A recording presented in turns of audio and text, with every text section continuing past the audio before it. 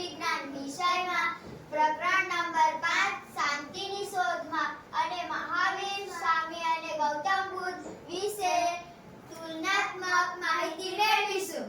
આપણે ગૌતમ બુદ્ધ અને મહાવીર સ્વામી વિશે તુલનાત્મક માહિતી મેળવીશું. ગૌતમ બુદ્ધ, મહાવીર સ્વામી. ગૌતમ બુદ્ધનો જન્મ ઈસવીસન પૂર્વે 566 વૈશાખીની પૂર્ણિમાના દિવસે થયો હતો. મહાવીર સ્વામીનો જન્મ 599 ચૈત્ર શુક્લ તેરસના દિવસે થયો હતો. ગૌતમ બુદ્ધનું જન્મસ્થળ લુંબિની વન હિમાલયની તળેટી નેપાળ હતું. મહાવીર સ્વામીનો જન્મસ્થળ પૂર્ણગ્રામ બિહાર હતું. ગૌતમ બુદ્ધની માતાનું નામ માયાદેવી હતું. મહાવીર સ્વામીની માતાનું નામ કૃષ્ણદેવી હતું. ગૌતમ બુદ્ધના પિતાનું નામ શુદ્ધોધન હતું. મહાવીર સ્વામીના પિતાનું નામ સિદ્ધાર્થ હતું. ગૌતમ બુદ્ધના બાળપણનું નામ સિદ્ધાર્થ હતું.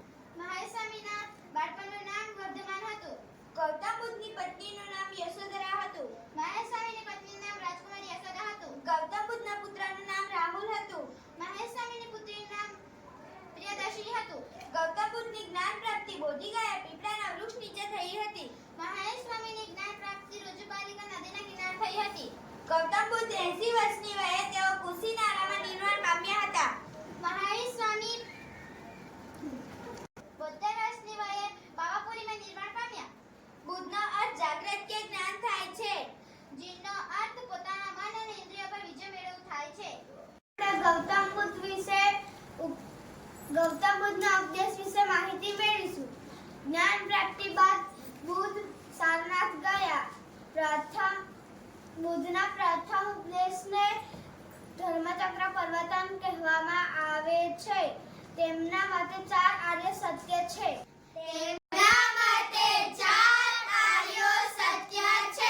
પહેલું, સંસાર દુઃખમય છે. બીજું, દુઃખનું કારણ તૃષ્ણા છે. ત્રીજું, દુઃખનો નાશ તૃષ્ણાનો ત્યાગ છે. ચોથું, અષ્ટાંગિક માર્ગ અપનાવવાથી તૃષ્ણાનો ત્યાગ થાય છે. ઈશ્વર અને આત્માનો ઇનકાર કરીને કર્મવાદન અપનાવ્યું હતું. બુદ્ધે વર્ણ વ્યવસ્થા વિરોધ કર્યો હતો. તમામ પ્રાણીઓ પ્રત્યે અહિંસાથી વર્તવ્યું તે માનવનું સૌથી મોટું કર્તવ્ય છે એવું તેઓ કહેતા હતા. તેમણે 5 વ્રતોના ઉપદેશ આપ્યા હતા. અહિંસા, બીજું સત્ય, ત્રીજું અસત્ય, ચોથું અપરિગ્રહ, પાંચમું બ્રહ્મચર્ય. આજથી લગભગ 2500 વર્ષ પહેલા ગૌતમ બુદ્ધ અને મહાવીર સ્વામી ઉપદેશથી લોકોને નવા વિચારો મળ્યા અને એ સમયના ધાર્મિક ક્રિયાકાંડો અને દૂષણો દૂર થયા અને મોટી સંખ્યામાં લોકો તેમને